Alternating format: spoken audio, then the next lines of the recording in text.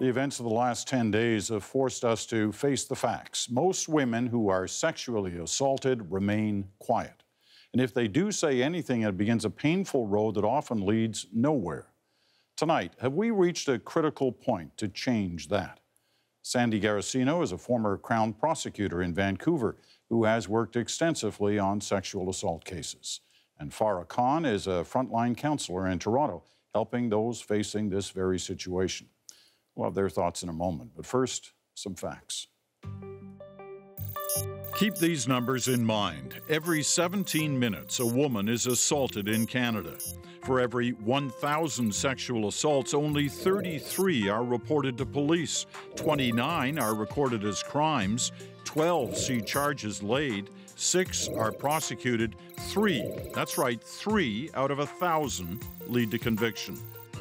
What about the argument that many of these cases are trumped up? They're phony allegations.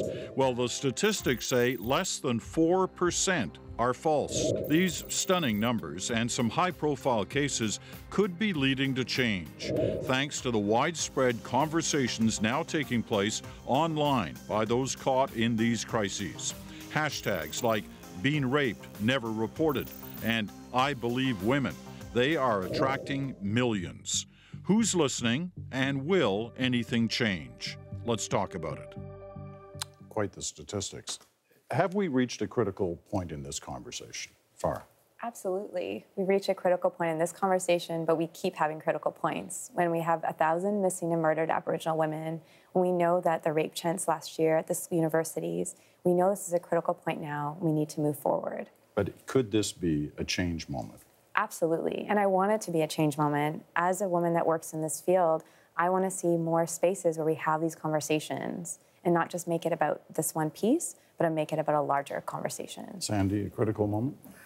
Absolutely. And I think one of the almost defining features of this moment, which is so interesting, is that men are part of this conversation now in a way that I've never seen before. I've been in this game a long time. And I think that the whole community is shocked by our automatic reactions, and then the whole community is realizing, oh my God, and realizing that it's this whole business of women don't want to come forward, and why not, and how grueling and punishing the process of proceeding with any kind of court action is. You know, it's become a kind of cliche that social media is changing everything. But these hashtags, and we mentioned a couple of them, there are more, but they are being joined to by millions of people. Mm-hmm. Can they really push this issue forward? They're an opening. I think what's powerful about them is they're spaces where people get to define how they heal, how they survive violence. And that can be a multitude of ways, be it going to the police or talking to a friend or just talking to themselves. So I think it is really important, these conversations, because when I see as a counselor, when I see women talking together in groups and saying this happened to me and someone else said, oh, that happened to me too, I'm not the only one, it breaks the isolation of violence. Sandy? And again, men are seeing this and men are being part of the conversation, and God love them, we need them to be part of the solution too. Why do you think they've entered the conversation in a way they haven't before? They're seeing it.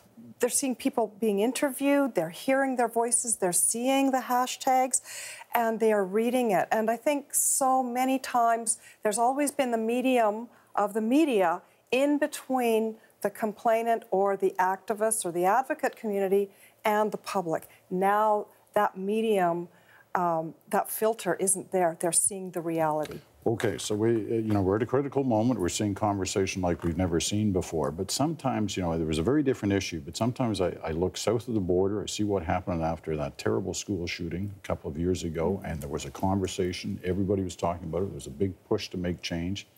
Nothing happened. Mm-hmm. So why could this be a moment where something does change? Because people are talking about it, hopefully in a different way. We're asking questions of not only of employers, of how they can keep their employees safe. We're asking people to think about how the justice system can be better. We're asking people to think about how our schools can be better. We want our universities and schools to be places where young women can go and not fear of being sexually assaulted, or when they do get sexually assaulted, that they can go speak out about it. So we have to see this as a moment to move forward and ask the critical questions of a multitude of institutions. Well, those are big institutions you're talking about. When you talk about the justice system, you've seen it up close.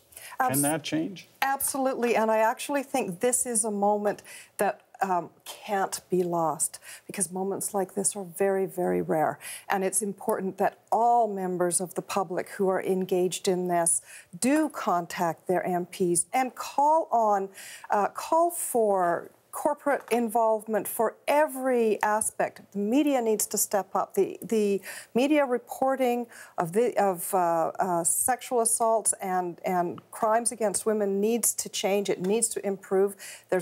We all have to examine that. The legal system, we need some law reform on the evidentiary burden. There's nothing that could have been a bigger demonstration of the absolute failure of the criminal justice system to deal with crimes against women. These women are being left absolutely unprotected.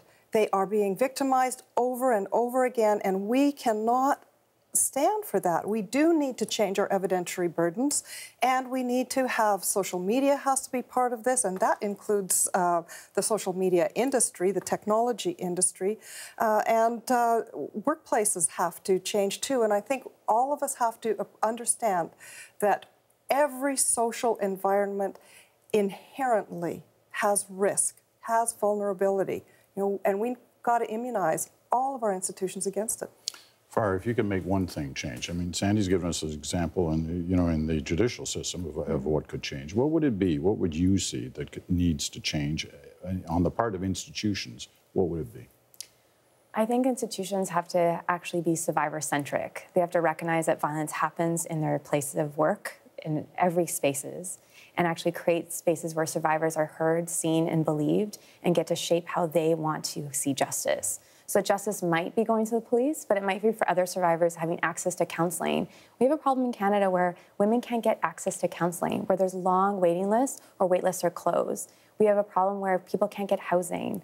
Women can't get housing when they've experienced violence. So we have to change the way our institutions work to actually support the survivors when they're at critical points of violence. What about police? Well, it's very interesting because in my view, there are a lot of spectacularly talented and gifted policing services and police officers, but I think that there's unevenness across the country.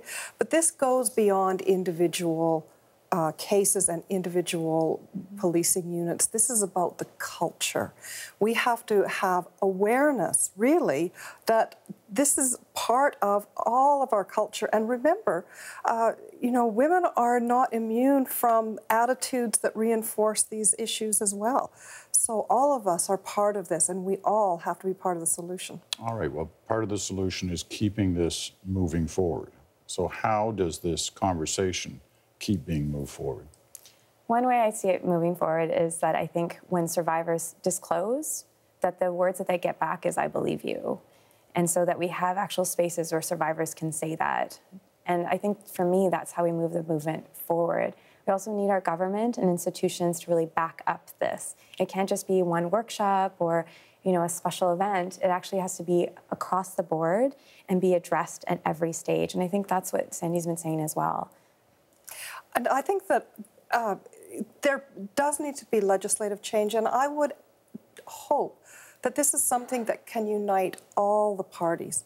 Surely all parties have an interest in this, and surely we know now that we must act, and all of them have an obligation to act. So we do need continuing coverage from the media. We need coverage from the media about evidentiary issues. We need coverage from the media about how the media frames stories that minimize attacks on women and make them disappear from the stories, make the missing and murdered Indigenous women disappear. Look at the Pickton inquiry where Justice Opal produced an amazing report. And where did it go? Nowhere. It's hard at times to get the three parties, or more parties in some cases, to agree on anything. Mm-hmm. Do you have any indication in these last few seconds of our conversation tonight, do you have any indication that there's that will there on the part of the parties? I have a hope that there will be, because if they don't, they're letting down everyone. We have to create a safe space in Canada, and it's not safe right now. All right. We're going to leave it at that. Thanks very much for your help on this. Thank you.